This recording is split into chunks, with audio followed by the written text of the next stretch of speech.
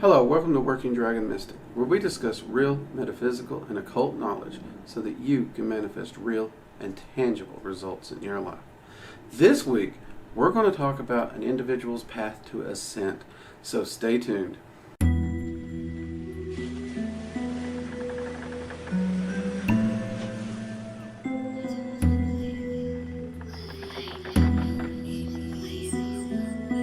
Okay, we have a tricky one today. I've been getting a lot of questions about ascent.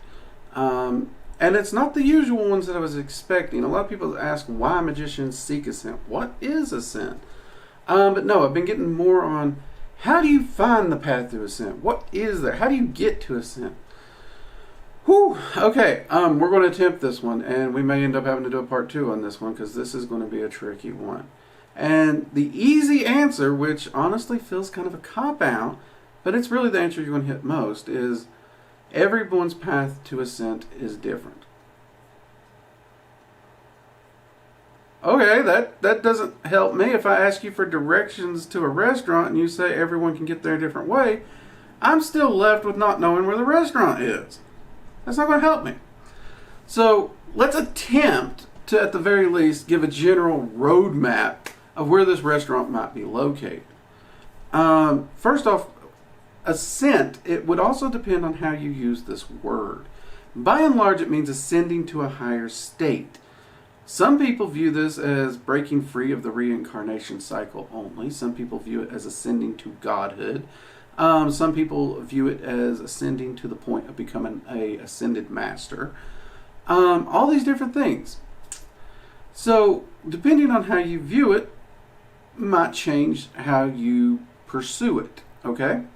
Now, for me, it does mean ascending to a different state of being. You are ascending from being only a physical being of existence, where you ascend so that your growth and education and the way of life and how you live is as a being on the other planes. So yes, that would be the same thing as any other being on the planes, whether it be a god, angel, whatever.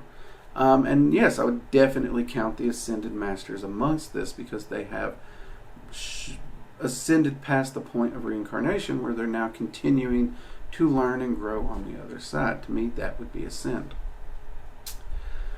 Now, if you consider that godhood, which most people would, groovy, you're a god. All right, cool. Now, how do you get there, though? Now, this is debated from a lot of different people. And there are a lot of different paths to it. Obviously, there is the spiritual and religious path, which takes the account that you serve whatever religion or spirituality you serve. You go to live that life to the fullest. You do the best you can at whatever its tenets are in order to reach that sort of self-perfection and get there. And honestly, for those, I'd have to literally detail every religion, period. Which I can't do. And that's not going to do a lot of good for most people because, honestly, I think everyone who watches my channel, we could probably throw a dart and hit someone of a different religion every time. It's just, we're too diverse here. And that's a good thing. That's a good thing. So we're going to have to speak on it in the general sense. And what most of these paths will have in common. Now, in the years that I've talked to different magicians and different practitioners, what they do all have in common, however, is self-empowerment and self-mastery. Okay? Those are things that I have noticed. And it's, even on the religious side, the more their path follows them to self-mastery and empowerment, the more control they have of their lives and everything, the closer and closer they feel they are to ascent. And that makes a lot of sense. So looking at it from that perspective, you are looking at those two key things in your life. So let's start with self-mastery. When we talk about self-mastery, we are talking about mastering your mind, your emotions, your body, your spirit.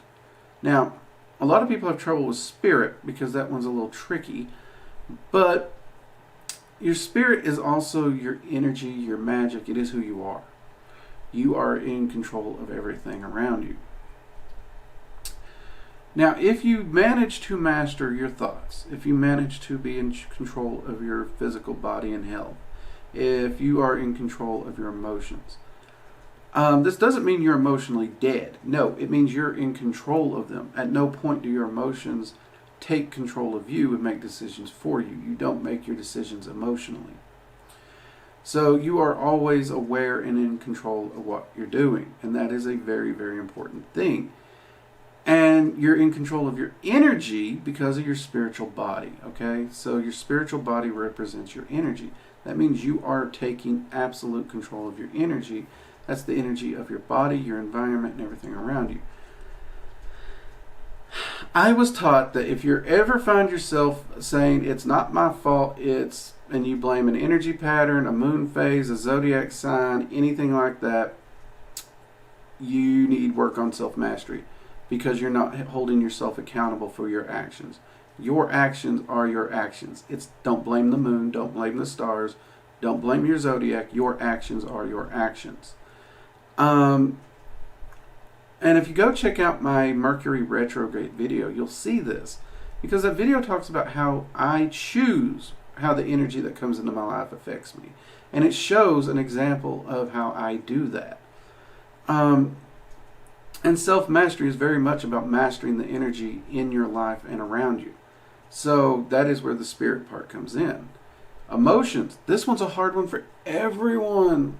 Whether we're sad, we're depressed, we're angry, we're pissed, or we're joyful. It doesn't matter. Our emotions can affect our actions. The hormones, the adrenaline that drops into our bloodstream, they affect the choices we make. It's almost like being drunk. It really can. But one who seeks self-mastery needs to be able to understand and be in control of their emotions and how they're affecting them. Physical health. This is a tricky one for a lot of people. Now, physical health is being aware of your physical health and being disciplined to do what you can about it. This does not mean you have to have absolute perfect health. But physical health discipline is important. And if you're deliberately making choices that you know are going to affect your health or make you ill, or you choose not to do something that is helpful to you that you need to do, there's a problem. There is a problem. Personal example for me, I know I'm extremely insulin resistant. I know due to dietary choices in my past, I do have a few health issues. I know my family is hyper prone to diabetes. I don't have diabetes. But I do make food choices and health choices based on this knowledge, and I always strive to do better. Do I do perfect? No. I'm always striving to do better. And self-mastery is an ongoing process. Every time you find something, every time you get a handle on it, you'll find that next thing to work on. Trust me. And the mental. Oh, I'm going to need a drink of coffee for this one. Next to the emotions, it is our own mind that is perhaps the most dangerous place to be. Our thoughts really do help create our reality. If you wake up and you're convinced it's going to be a bad day and you keep telling yourself it's going to be a bad day, I don't care how good the day is, it will be a bad day. However, if you wake up and you're determined to have a good day, you can actually have a good day even if it's a complete shit show. Okay? And think about that. Because your thoughts begin to affect your emotions. And your emotions create a feedback on your thoughts. And your thoughts and your emotions create a feedback on the energy. The energy, following the laws of magic, like attracts like. So you're going to start surrounding yourself with the energies to produce and manifest a good day. It's really interesting, but time and time again, research has showed this works. You can be your own worst enemy. I have honestly several times in my life struggled with depression. And when I get in a funk, I just tend to kind of stay there. My friends and associates who know me well, they don't try to talk me out of it. They don't try to come over and cheer me up. They have learned, instead of trying to trick me into being happy, they'll just come in and say, Drake, look, you're being a downer. Try to find an upside. Try to start enjoying things again. You know as well as we do, your focus determines your reality. So stop focusing on this negative and start focusing on the positive. Sounds too freaking simple, but it does work. Now, that's not to say it's easy. It's not like flipping a light switch. It may take a few days of focusing on the positive to help pull you out of that hole, but it will help, and it will work, and it will get you there faster. Now, when I say depression, let me make this very, very abundantly clear. I have never been diagnosed with depression that needed to be medicated. If your depression is at the level where, mind over matter is not kind of affecting it, you're staying positive, you just can't do it, go see a doctor, see if you might have a chemical imbalance where you do need medication. And if you do need medication, take it. That's okay. Self-mastery is about understanding you and doing what is right for you and what's correct for you. Not by ignoring something that can help you just because it's a physical item. Okay? Modern medicine can still help you, and it should be used to help you. It's another tool in your toolbox. Okay? Modern medicine can help you on your path to ascent. Think about that. Now, those are all things that you can begin to work on immediately when it comes to self-mastery. And of course, the study of Magick is about those. And you'll notice every one of those is about personal self-accountability. That's kind of the down thing. If you're seeking self-mastery, you're seeking accountability. You can't make excuses. You can't play the victim. You are always responsible for you, your actions, and where you are in life. So that is a terrifying, terrifying thing for a lot of people, and I get that. Which brings us over to self-empowerment. We have just unloaded a crap ton of things to work on when we talk about the word self-mastery. And it was a crap ton. How the frick do you handle it? Self-empowerment. That's the ticket. A lot of people want to give away their power and rely on other people or other things to do it for them. In fact, most people who contact me about contacting an entity, it's never about self-empowerment. No.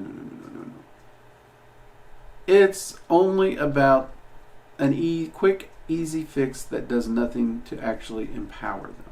Usually it's money, usually it's love, it's something, but it's nothing to empower them. They want some entity out there to just take and give them something. They just want to be given it. That's not empowerment at all. If something can be given, it can be taken away like that. Remember that. Anything that can be given, taken away. That's not good. That's not good. So self-empowerment deals with learning how to do it yourself. And evocation and working with entities is definitely the place this is seen the most in Magick. The most. People want to learn to summon spirits so they can make a request of the spirit and the spirit can manifest what they want. And yay! I got it. Well, first off, evocation is not the genie's lamp. You will have to do work on your side. Sorry, people. But more importantly, what is truly the power horse of evocation isn't calling up an entity like Citri and saying, Citri, I need a girlfriend, help me out. Okay. It's not calling up an entity and asking for quick money. I mean, Expunwell, the Dragon of Prosperity, you call him up. Yeah, he's going to help you with your finances. He's going to help you even get money.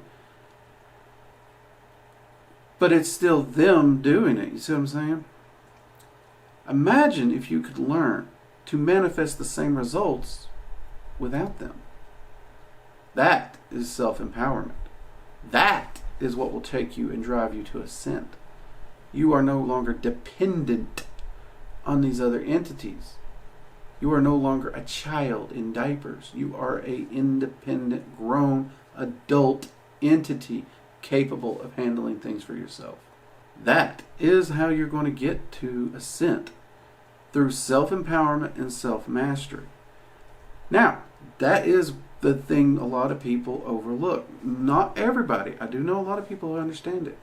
But you can evoke an entity and ask them to teach you, to learn, so that you can do these things yourselves. And then you are empowered. Think about the 2 prosperity spells on this page, or on this channel here. Both of those spells focus on you. You're the one doing the manifesting. You're the one drawing the energy in. You're the one manipulating the energy, focusing it. You're the one putting that energy to work for you. You're not required to contact another entity and phone a friend for help. No, you're the one doing it. You're the one building your finances. You're the one building your prosperity. And this is empowering, because you know what? If I've learned anything in my time as a magician, from the time where I couldn't pay my rent, I was in the red every month, to now, it's that I can do it again. I can do it again. And it could be easier the second time because of how far I've come as a magician. I don't have to fear what was given to me being taken away, because the power is mine. It is mine and mine alone. And my life is mine to shape. And I continue to master myself daily and push myself to that limit.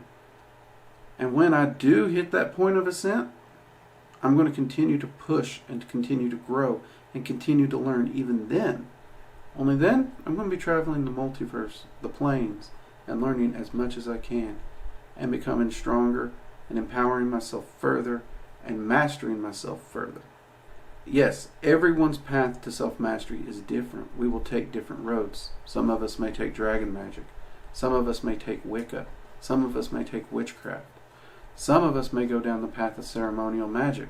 Some, they may navigate the tree of life and the Kabbalah. Some may navigate the Qliphoth and the tree of death. Some may be Norse practitioners. Some may be Buddhist. Some may be Taoist. That's okay. We all have a different pathway. But the things we do share, and they will help us all. So tell you what, next time you're talking to somebody about self-mastery and ascent, and they're on a different path than you, don't correct them, encourage them. Point them to those things that can lead to self-mastery and self-empowerment. Let's all stay focused on those things. Help each other out.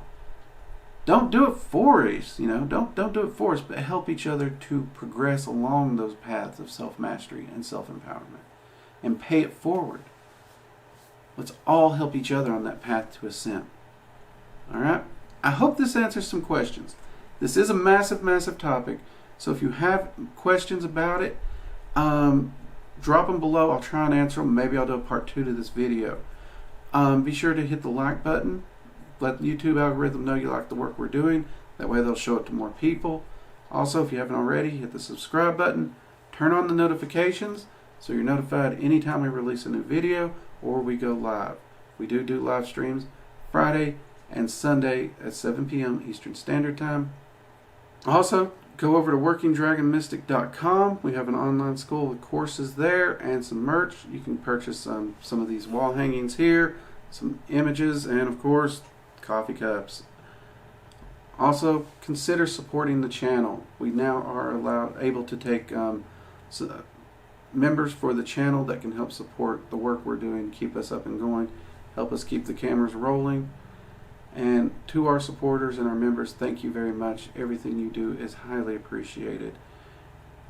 And to all the viewers, well, you all make this worthwhile. You all have been great. I love the community we've got here. And until next time, I'm Drake, and this has been Working Dragon Mystic. Take care. Bye-bye.